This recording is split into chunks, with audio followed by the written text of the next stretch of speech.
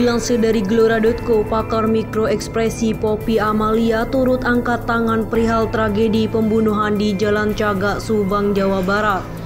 Bagaimana tidak, sudah lebih dari 3 pekan berlalu, polisi belum juga berhasil mengungkap siapa pelaku biadab yang tega membunuh ibu dan anak Tuti Suhartini berusia 55 tahun dan Amalia Mustika Ratu berusia 23 tahun. Menurut Poppy, polisi tentu tak bisa sembarangan menuduh siapa pelakunya karena semua harus didasari bukti yang kuat. Adapun dari 25 saksi yang ada saat ini, pelakunya telah mengerucut menjadi beberapa saksi, yakni diduga ayahnya, kakaknya, dan istri mudanya.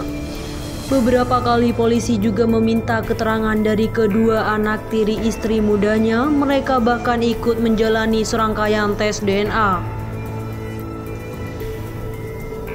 Sebelum jauh ke analisa, Poppy lebih dulu menjelaskan latar belakang masalah yang dia himpun. Dahulu, kata dia, Tuti dan Yosef hidup bahagia. Mereka lantas membangun yayasan pendidikan berupa SMP dan SMA. Yoris, sang anak tertua, lantas dipilih menjadi ketua yayasan. Akan tetapi keharmonisan pernikahan Yosef dan Tuti kemudian dihantam badai sejak 12 tahun belakangan. Sang suami memilih menikah lagi dengan Jasmine alias Mimin. Selang beberapa waktu, si istri muda lantas diberi posisi istimewa menjadi bendahara yayasan. Sejak saat itu, yayasan lantas mengalami kemunduran dalam hal pendapatan. Setelah dianalisa, yayasan kemudian menyepakati sejak 2018 lalu bendahara kembali dipegang oleh Tuti dan anaknya Amel. Tak butuh waktu lama, pundi-pundi yayasan langsung kembali moncer.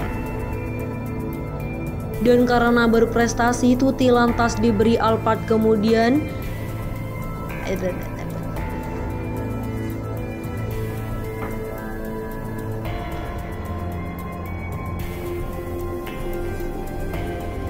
Tak butuh waktu lama, pundi-pundi yayasan langsung kembali moncer. Dan karena berprestasi, Tuti lantas diberi Alphard. Demikian halnya dengan Amel yang juga mendapat hadiah mobil atas prestasinya.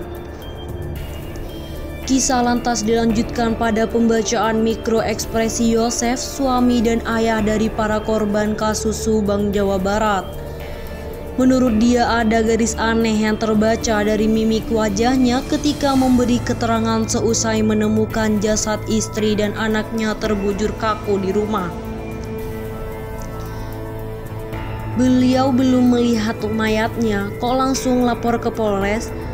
Melihat ada darah di rumah, kok tidak mencari anak dan istrinya, tetapi malah ke Polres dan meyakinkan kalau ada pembunuhan di rumahnya. Padahal saat membuat laporan, dia mengaku belum menemukan istri dan anaknya. Kata dia di saluran YouTube-nya dikutip Hops.id pada Senin 13 September 2021. Keanehan selanjutnya, Poppy menyinggung bagaimana Yosef malah tidak lapor peristiwa mencurigakan di rumah ke RT dan RW setempat, melainkan dia berinisiatif langsung ke Polres. Tapi kok dia bisa yakin ini pembunuhan? Kan di awal dia belum lihat di mana istri dan anaknya, katanya. Poppy lantas coba membaca gelagat Yosef dari ekspresinya. Kata dia, Yosef terlihat jelas garis mukanya sangat takut walau ketika itu dia memakai topi. Kata Poppy, garisnya terlihat di situ. Waktu dia bilang saya belum menemukan, mata terpenjam, saya lihat wajahnya takut. Lalu dia terus mengulang, disang-disang, prasangka saya. Biasanya orang kalau menjelaskan sosok satu orang, tapi dia sudah memastikan sepertinya ada yang diambil. Berarti di sini dia memasukkan kata ganti orang kedua saat menceritakan kepada wartawan, seperti ada orang lain sosok di situ. Dia juga terlihat emosional saat beberapa kali mengeluarkan kalimat tersendat, enggak, otak-atik mobil. Ada tekanan emosi di situ, kata Poppy.